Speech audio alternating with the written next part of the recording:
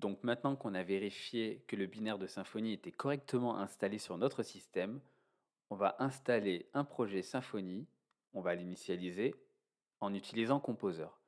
On va utiliser le binaire de Symfony uniquement pour lancer notre serveur de développement local. On ne l'utilisera pas dans ce cas-là pour initialiser notre projet. Donc si on regarde la documentation qu'on avait vue tout à l'heure, on va passer par Composer, on va utiliser la commande create project. On lui dira que c'est un Symfony Skeleton. Symfony Skeleton, en fait, ça va nous initialiser un projet Symfony qui va contenir uniquement les dépendances nécessaires à faire fonctionner Symfony. On n'aura pas des packages qui vont nous servir à faire d'autres choses, par exemple. On va vraiment avoir les composants principaux qui nous permettront de lancer Symfony.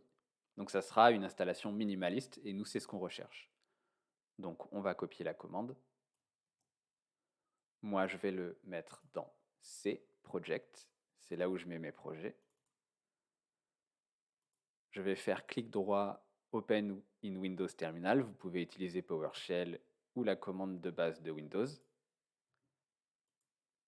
Là, je suis dans mon Linux, donc je vais ouvrir un PowerShell. Je fais CTRL-V. Donc, on utilise Composer. On utilise Create Project. C'est bien un Symfony Skeleton qu'on va initialiser. Je vais juste modifier le project name. On va mettre Udemy. On appuie sur Entrée. Et là, il va nous télécharger Symfony et toutes les dépendances dont il va avoir besoin. On se retrouve une fois que le projet est initialisé. Donc maintenant, Symfony a correctement été installé, ainsi que tous les composants qui sont utiles au fonctionnement de Symfony.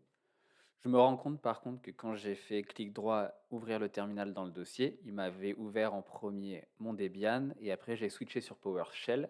Par contre, il n'a pas gardé le chemin du dossier dans lequel j'avais ouvert mon terminal, donc pas de panique. Je vais juste faire un move item. Donc le pass actuel où est mon projet, c'est celui-ci. On l'a mis dans le dossier Udemy. Et moi, je voulais qu'il soit dans c:/projects Udemy et on appuie sur Entrée. Maintenant, si je vais dans mon dossier, je retourne dans mes projets, je vois bien que mon projet a été initialisé. Je vais l'ouvrir dans mon IDE maintenant. Je vais faire clic droit, Open avec PHP Storm et on va pouvoir commencer le développement.